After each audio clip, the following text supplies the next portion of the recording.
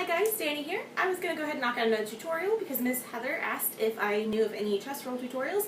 I personally didn't use anything specific when I was learning how to do them, so I figured I would make one because I don't have a chest roll tutorial on my YouTube. So, to get started, you want to make sure you've warmed up your back really well. It can be strenuous on your back, especially if you do a bunch of chest rolls or you're trying to do a continuous chest roll. You really want to make sure that you work on decompressing that motion because in a chest roll, the stance that we need is we're going to have a straight lower body and we're going to take our chest and raise it up to the sky and look all the way back. So that arching motion can be really strenuous, blah blah blah blah. So like I said, just make sure you've warmed up your back really well. Don't do this, as soon as you get out of bed if you haven't really practiced a lot. Make sure you've got a nice loose back, especially the lower back. Also, we're going to learn how to do it with our thumb leading and our pinky leading because they both have a very important purpose. So to get started, let's go ahead and do it with our thumb. It's kind of our thumb leading. That's the easiest way to do it. We're going to go ahead and hold the hoop about 3 o'clock. And we're going to just get comfortable with this like pendulum motion. It should be nice and relaxed. You shouldn't have a very hard grip.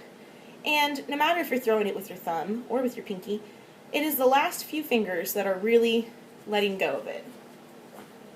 So let's see, as I get used to that momentum of coming up, I'm going to really focus on shooting the hoop in between my thumb and index finger right on this nice little line that it's going to create. When I let go of it with my pinky, I just want to lean back. And you can see there, I had barely put any motion into that. This is a 5/8 hoop though, so it is a little lighter. You might have to put a little bit more into it if you got a 3/4 or even a 7/8. But get used to that pendulum motion. When you're nice and relaxed, let go of it and let it flip up into that little groove and it'll fly back, okay? Now, when you get a little faster and more comfortable with it, you want to put more momentum into it to really send it over there on a nice clean plane. Make sure you're leaning far back. There we go. That's a nice clean one. So that was with our thumb leading, and that comes in handy so often in your flow. You're going to want to know how to catch it, bring it from here into a chest roll.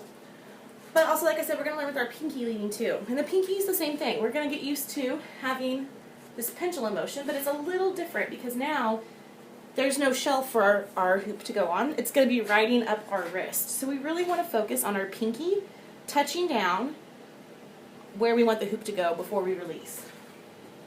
So let's try that. Oh, I usually have to do it like this too. I'll start off with a little bit of a slow momentum. I'll swoop it up and over. And I will touch my pinky down to my wrist where I want that hoop to go. And like I said, this one is really handy for like if you're turning. Say we started here and we're going around.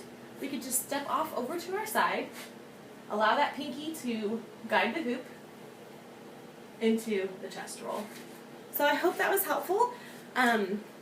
I definitely have a few different tutorials I want to get to this week on how to do some playing around with chest rolls, especially chest rolls in motion. So check out my YouTube a little later if you want to check those out, and I hope that helped. Happy hooping!